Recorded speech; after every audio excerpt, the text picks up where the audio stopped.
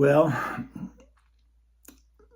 many of you don't know me, but most of you that will see this first off will, because you'll be my friends and family and my wife and children and grandchildren and their spouses maybe, and you'll come to recognize my face maybe a little more than you want to. But I'll start by just saying with this adventure that I've decided to take with these YouTube podcasts, that it hasn't been an easy thing for me to decide to do, and yet I felt very compelled as I've approached what today is my 75th birthday.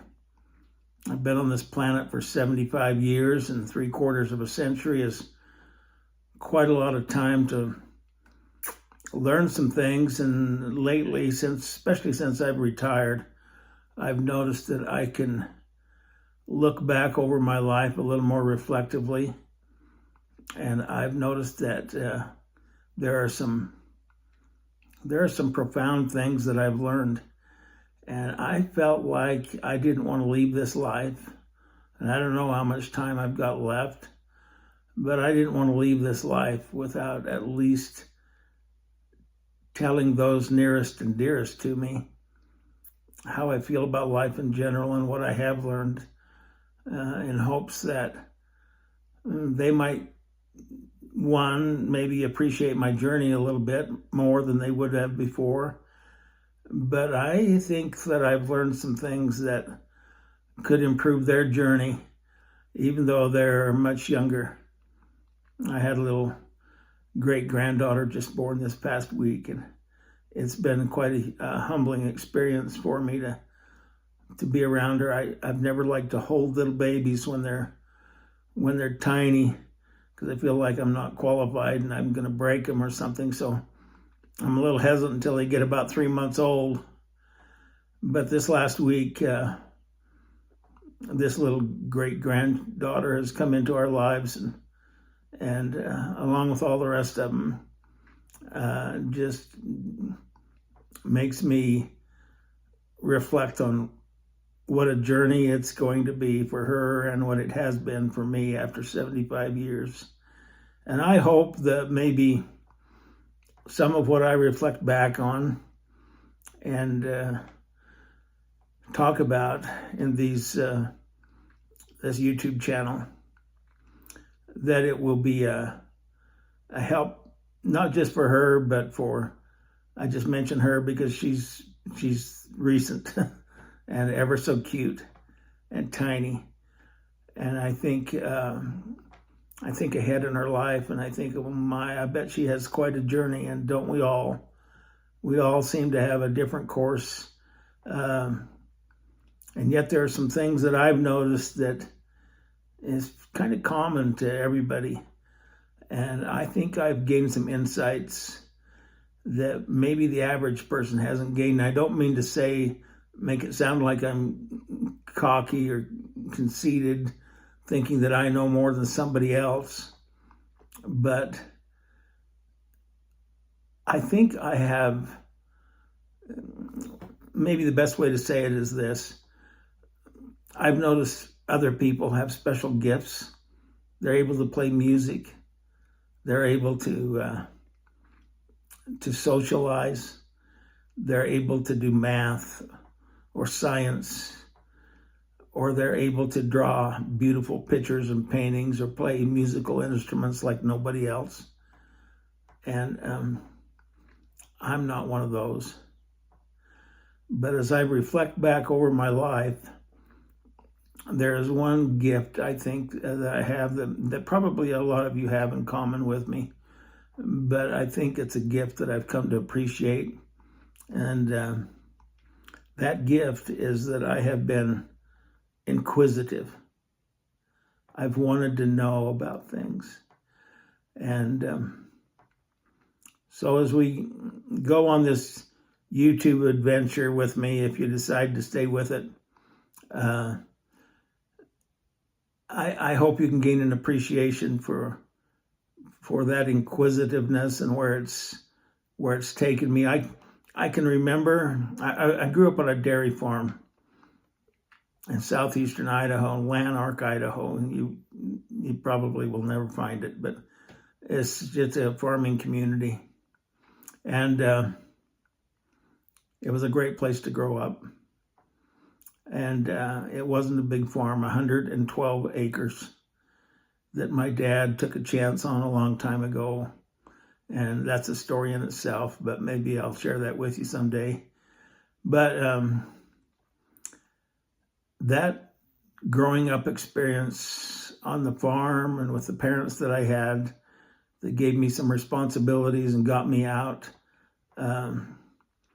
just made me who I am in respect to this inquisitiveness that I've mentioned. The cows that we had, I'd go down to get them. We had about a mile-long pasture along a little, we called it a slough. It's just a low spot in the farm where water accumulated, and eventually if it flowed enough, it would get down to what we called the Ovid Creek. But it was quite a long pasture, and that's where I had to go to get the milk cows and bring them up to the barn to get milked every night and morning. We milked cows 365 days a year, and I would go down there and I would see a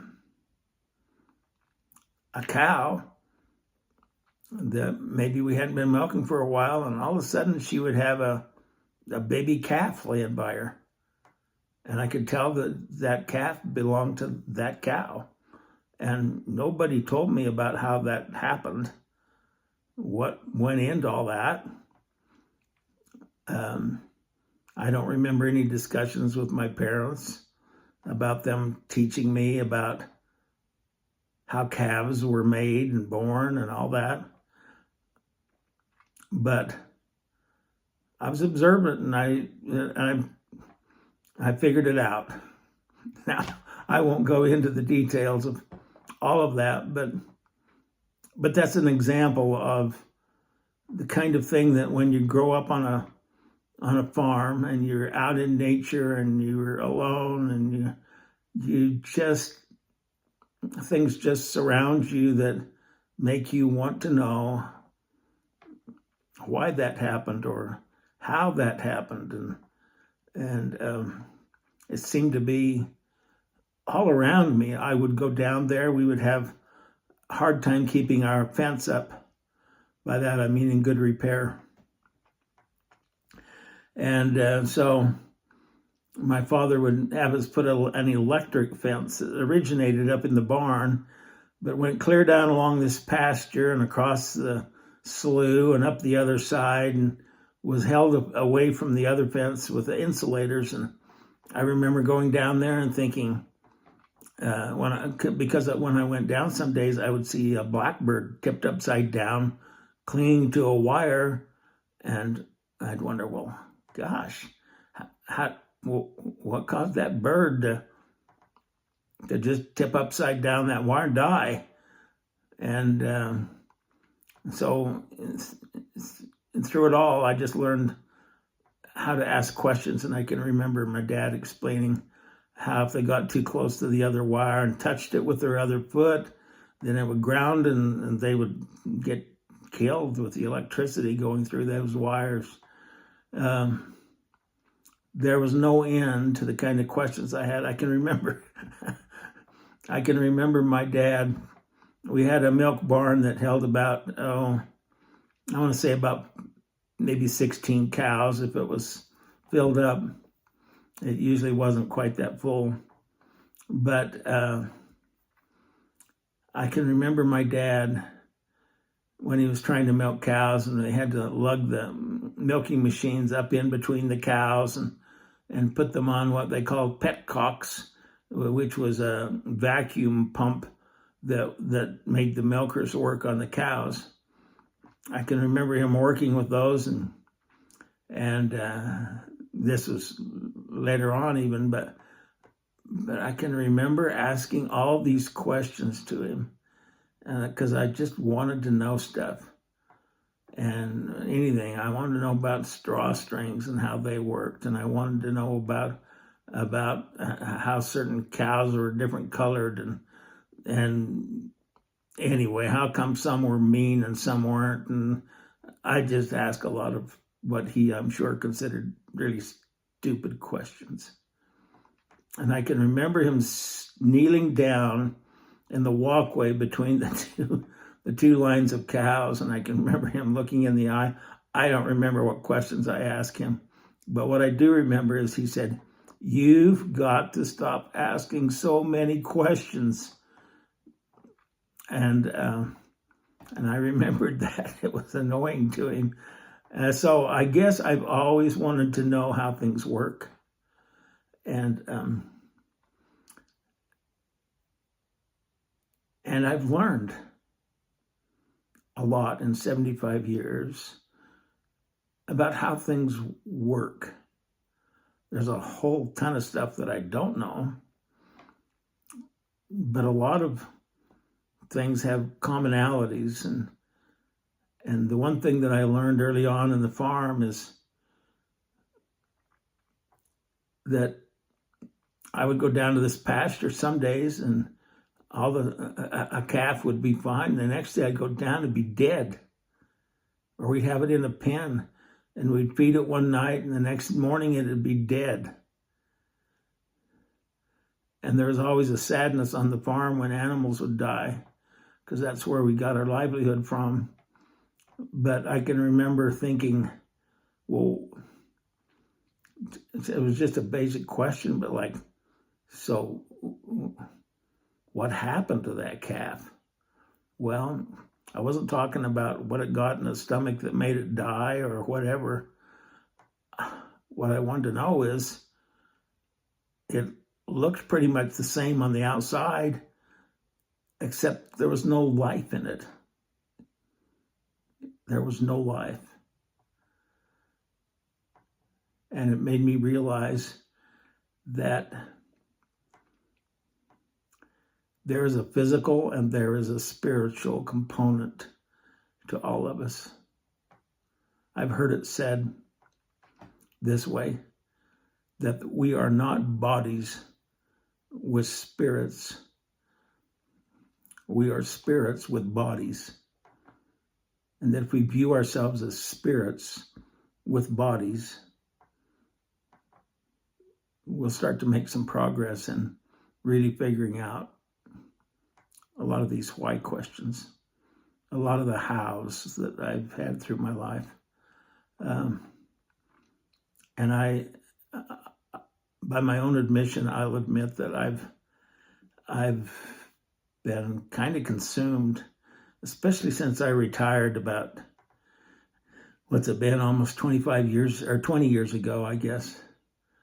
And I had some time even before that, because a lot of the kids were out of the house, to just sit and look and think and try to understand how things work. Now, I don't know how many of you read the introductory part. If you find this on my YouTube channel, there's a little place, and I'm new to all this, but there's a little place on the YouTube channel where you can put an introductory part that kind of gives you some idea about what you're getting into if you decide to watch it. And you will find out that I quite admire Henry David Thoreau, have done all my life. I shouldn't say all my life, but since I was in high school. And that's been a long time ago. I just thought deeply about some of the things that he thought deeply about. And some of his words made me think. And it's interesting because he wrote a book called Walden. And that book is a book about his thoughts while he was living alone in a little cabin in the woods trying to figure out what life was about. And that's what I wanted to do. It's what I still want to do. And I'm still learning, but I have learned so many things that I thought this would be worthwhile. And so I'm going to read here for you now a little bit of an expanded version of what's on the introduction to the YouTube channel, for those of you that read it. And if you haven't, you may want to refer back to it. I don't know. But Thoreau was one to understand, to want to know, to just get to the nitty gritty of things, to trace it back to its root. In fact, he said in one of his statements, he said, there are 1,000 hacking at the branches to one who is striking at the root of a problem.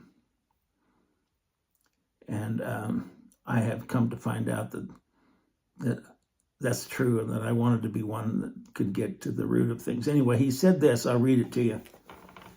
He says, now again, this is an expanded version. They only let me have so many words on my YouTube introduction. So this expands it a little bit. He said this, and it'll give you an idea about where I want to go with all this and why. Let us settle ourselves and work and wedge our feet downward through the mud and slush of opinion and prejudice and tradition and delusion and appearances, that alluvion which covers the globe, through Paris, London, through New York and Boston and Concord, which is where he lived, through church and state, through poetry and philosophy and religion, till we come to a hard bottom. Now remember, he said he's wedging his feet downward, till he comes to this hard bottom and rocks in place, which we can call reality. Reality. The way things really are. And then say, this is. And make no mistake. And then begin having a point d'appui. That's Latin term for a fresh look at things. From a new vantage point, I guess you might say. Below freshet and frost and fire. A place where you might found a wall or a state, or set a lamppost safely, or perhaps a gauge. Not a Nilometer. Nilometer being the Nile River used to flood every year, and it went everywhere, and they would put these stakes in the ground, I guess, to determine where the edge of the river actually was, because they didn't know. Not a Nilometer, but a realometer. In other words, what's real and what isn't. And in the age that we're growing up in, I think it's becoming even more critical to focus on this, because everybody's got an opinion, including me, by the way. And you should scrutinize what I have to say, not adopt it. That future ages might grow up, or might know how deep a freshet of shams and appearances had gathered from time to time. And then he said this, and I'll just add this one other line, because it's kind of over what I wanted to read, but I'll read this. If you stand right, fronting, and face to a fact, you will see the sun glimmer on both of its surfaces as if it were a scimitar, and feel the sweet edge dividing you through the heart and marrow, and so you will happily conclude your mortal career. Be it life or death, he says, we seek only reality. Now that's a fair amount to comprehend, but it made me think. Each of those words and each of those phrases were placed there for a reason, and he thought about it. And I'm not saying I want everybody to be a copycat Thoreau, including myself, because there's some things that he said that I could never grasp, but I at least came to understand him on that level, and that is that everybody, I say, you tell me if I'm wrong with you, but I think everybody has this desire to work and wedge their feet downward through all the stuff that's going on. Everything you hear, everything you see, all the newscasts, all the social media, to work and wedge your feet downward through all of that until you find, like he says, rocks in place, and there set a foundation and a lamppost that others can see what's going on from time to time. And I don't mean to get too dramatic about all of this, but really that's kind of what I want to do. I want to help set that lamppost and help people see. And I'm going to take the things that I've learned have taken me decades, and I'm not going to rush through it with this, though you might like me to if you're not that kind of a person that has patience and likes to ponder things and hear some of it, maybe even over and over. I don't know. I'll try to avoid that, but it'll happen, I'm sure. But when you go outside, like I did on the farm, and I'd look up at the heavens, and I'd see the live calf, and I'd see the dead calf, and I'd see the blackbird,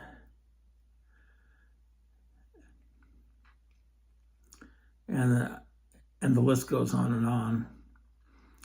But when I see those things and I ask myself why, I've come to realize that what I was doing is working my feet downward through everything until I could come to rock bottom. And it's kind of a sorry indictment on my part that it's taken me, probably 55, 6, 7, more than that, when I think back. More than that, it's taken me probably 70 of those 75 years to have the experiences that help me understand what I do now. And so, please don't go away thinking, oh, this dude on TV or this dude on here we are, TV. No, this dude on YouTube, he thinks he knows everything. I've had it with him already. But I hope you'll join with me and try to take. I'll take you on a trip, and it's fun. It's been a fun trip. I get excited every time I learn something different, especially if I think I'm onto something really good, something that is set on rock bottom, that can't be shaken, and that does provide light like a lamppost does, and that isn't just built on tradition and like he says, that alluvion which covers the globe. That muck is another word for alluvion. That muck which covers the globe, and figure it out, and it's given me peace. Not that I'm where I want to be exactly, because it's made me aware of some things that I really need to know better and do better. But it's given me peace in that there have been, one way I could describe it is, if you put a puzzle together and you put enough pieces into the puzzle, say over 75 years, that puzzle might not be complete. In my case, it's not. But I put enough of those puzzle pieces together that I can stand back and look at those pieces that I've put together, and I can say, oh my word, this is going to be something else. In fact, it is something else already. It's just not as good as it's going to be. And that's where the peace comes from, because you start to see those pieces fall together. I shouldn't say fall together. Sometimes they have to be researched, and the trip's a little hard to find them. It's kind of like the puzzle. The ones on the outside, they go real fast, but then it slows down on some other things, and that's kind of the way life is. Well, anyway, I don't want to babble too much on this first introductory podcast, but I invite you to join me on this trip. It's going to be a fun trip, and I get excited just thinking about where I've been and where you're going to go if you kind of come along with me and understand and grasp some concepts that I've grasped, and maybe not as much as I should. Maybe you'll fill in some spots that I haven't filled in that I need to know, and that's all good too. But like I said, I feel compelled to do something with how many ever years I've got left. And today, on my 75th birthday, is the day that I'm making that start.